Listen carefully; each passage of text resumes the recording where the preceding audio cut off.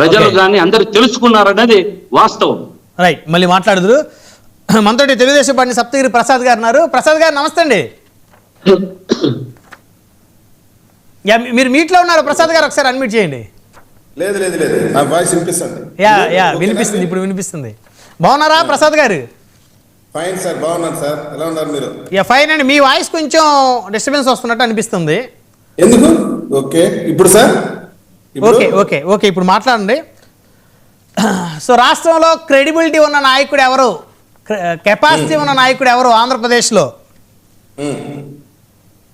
ఇప్పుడు మీరు చెప్పారు కదా, క్రెడిబిలిటీ, కెపాసిటీ, కేపబిలిటీ, ఇదే కదా? యా, అవును. దాంతో పాటు కరేజ్, క్యాలిబర్, కంటెంట్ కూడా ఉంది మా నాయకుడు. అర్థం కదా? ఓకే. అదకుండా ప్రజలు 11 సీట్లు ఇచ్చినోడికే క్రెడిబిలిటీ, కెపాసిటీ, క్యాలిబర్ ఉన్నప్పుడు 164 సీట్లు ఇచ్చిన వాళ్ళకి ఉండదు క్యాలిబరు, కెపాసిటీ, కరేజు, కంటెంట్. ఇవి లేకుండా 164 వచ్చేసిందా? ఏం మాట్లాడతారు నాకు అర్థం కాదు. గూగుల్లో కొట్టమన్నారు కదా ఇప్పుడు శ్రీకాంత్ గారు, గూగుల్ ఓపెన్ చేస్తే టైప్ చేయమన్నారు హూ ఈజ్ క్రెడిబిలిటీ లీడర్ అని. గూగుల్లో కొట్టుకో, నెత్తి మీద కొట్టుకో, మాకు ఎందుకు సార్? ప్రజలు నిన్ను ఏం చేశారా చెప్పు. నువ్వు మాట్లాడితే ఎన్నికలకు పోయేటప్పుడు జగన్మోహన్ రెడ్డి నినాదం ఏంది? మీ బిడ్డ వలన మేలు జరిగి ఉంటేనే నాకు ఓట్లు వేయండి అని చెప్పారు. సింగిల్ స్టేట్మెంట్ వెళ్ళాడు ఆయన. ఆయన ఏమన్నాడు? నీ బిడ్డ వలన మేలు జరిగి ఉంటేనే, ప్రతి ఇంటికి జరిగి ఉంటేనే నాకు ఓట్లు వేయండి అన్నాడు. మరి నీకు ఓట్లు పడ్డాయా? దాని అర్థమైంది మేలు జరగలేదనే కదా. Simple logic. నువ్వు మేలు చేసుంటే నేను 121 సార్లు బట్టలు నొక్కినాను, ఇది నా కెపాసిటీ అన్నావు కదా. పోనీ ఆ 121 కనీసం దాంట్లో సగమనే, నువ్వు బట్టలు 120 నొక్కినావు కదా, దాంట్లో సగమనా వచ్చిండాలి కదా నీకు సీట్లు. ఈ 24 గంటల సేపు అబద్ధాలతోనే నెట్టుకొని వచ్చేస్తావా? తాజ్ మహల్ కట్టింది నేనే, హైటెక్ సిటీ కట్టింది నేనే, ట్రంప్ ను ప్రెసిడెంట్ చేసింది నేనే. ఎవరన్నారు ఈ మాటలని? జగన్మోహన్ రెడ్డి. ఆయన అంటాడు, 3 రోజులు వదిలిపెడితే ట్రంప్ ను కూడా నేనే ప్రెసిడెంట్ చేసిన, తాజ్ మహల్ నేనే కట్టినా అంటాడు జగన్మోహన్ రెడ్డి. సింపుల్ గా అడిగేది ఒకటి సార్, వీళ్ళల్లో వీళ్ళకే ఒక పాయింట్ పైన no coincidence. For example Jaganmohan Reddy ఏమంటాడు? క్యాపిటల్ అనే పదవే లేదు రాజ్యాంగంలో, నేను ఎక్కడ కూర్చుంటే అక్కడే రాజధాని అని ఈయన అంటాడు. అవును. సజ్జల రామకృష్ణారెడ్డి ఏమంటాడు? మేము అమరావతి నుండి పరిపాలిస్తామని అంటాడు ఆయన. అదే గుంటూరు విజయవాడ మధ్యలో రాజధాని అని మొన్న ఈ మధ్య కామెంట్ చేశారు ఆయన. అదే గుంటూరు విజయవాడ మధ్యలో ఎక్కడో ఆయన ఏదో మంగళగిరి అనుకోండి, గుంటూరు విజయవాడ మధ్య మంగళగిరి అక్కడ అనుకోండి, అక్కడ అంటాడు. మీలో మీకే పొత్తులు లేవు, పొంతలు లేదు, మీరు మాట్లాడడం మీద నాకు అర్థం కాదు అసలు. పైగా ఇందాక మన వైసీపీ ప్రతినిధి చెప్తూ ల్యాండ్ చోరీనా, మీరు ల్యాండ్ చోరీ చేయడానికని వేలాది ఎకరాలని 22A పెడితే మేము మొన్న జీవో ఇచ్చాం. 22A నుండి నిషేధిత భూములన్నింటినీ తొలగిస్తున్నాం. సర్క్యులర్.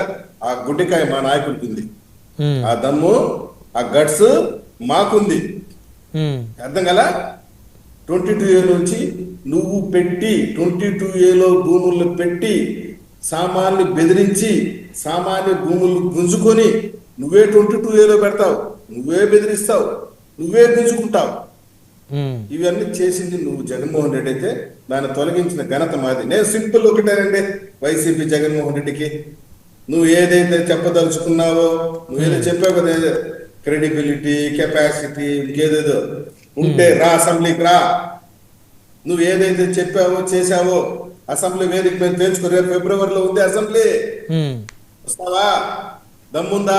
అసెంబ్లీకి వచ్చి నీ క్రెడిబిలిటీ ఎటువంటిదంటే అసెంబ్లీకి రాకుండానే సంతకాలు దొంగతనంగా పెట్టి జీతాలు గుట్టేసిన చరిత్ర మీ క్రెడిబిలిటీ. ఓకే, అంతే కదా? నేను అడిగేది ఏంటంటే, ప్రజలు మిమ్మల్ని 11 మందిని ఎన్నుకున్నారు, అసెంబ్లీకి రావడానికి ఎందుకు మీకు ధైర్యం చాలటం లేదు? ఎందుకు క్రెడిబిలిటీ ఉండటం లేదు? ఎందుకు కరేజ్ సాలటం లేదు? ఎందుకు కెపాసిటీ దొరకటం లేదు? ఊరికే కూర్చొని అదే వస్తాడు ఎప్పుడో ఒకప్పుడు కర్ణాటక నుండి, ఇంట్లో కూర్చొని ప్రెస్ మీట్ పెడతాడు. ప్రెస్ మీట్ పెట్టి అధికారం మిమ్మల్ని బట్టలోడు తీసుకెళ్తా, మళ్ళీ ఇంకొక రోజు వస్తా, మిమ్మల్ని సప్త సముద్రం నుండి తీసుకొస్తా. ఏందా నువ్వు తీసుకొచ్చేది? మళ్ళీ ఇంకొకసారి బర్త్డేకి వచ్చేది, మేకల్ని కోసేది, పోస్టర్లకు చల్లేది, కేకుల్ని గొడ్డలతో నరికేది. ఇదే మీ కెపాసిటీ. నువ్వు అసెంబ్లీకి వచ్చి నువ్వు చేసిన ఘనత ఏదో చెప్పు, మేము చేసిన తప్పు ఏదో చెప్పు. మైక్ ఇవ్వాలి కదా మీరు అసెంబ్లీకి వస్తే. బాబు నువ్వు అసెంబ్లీకి వస్తే కదా మైక్ ఇచ్చేది, లేదు డిసైడ్ చేసేది.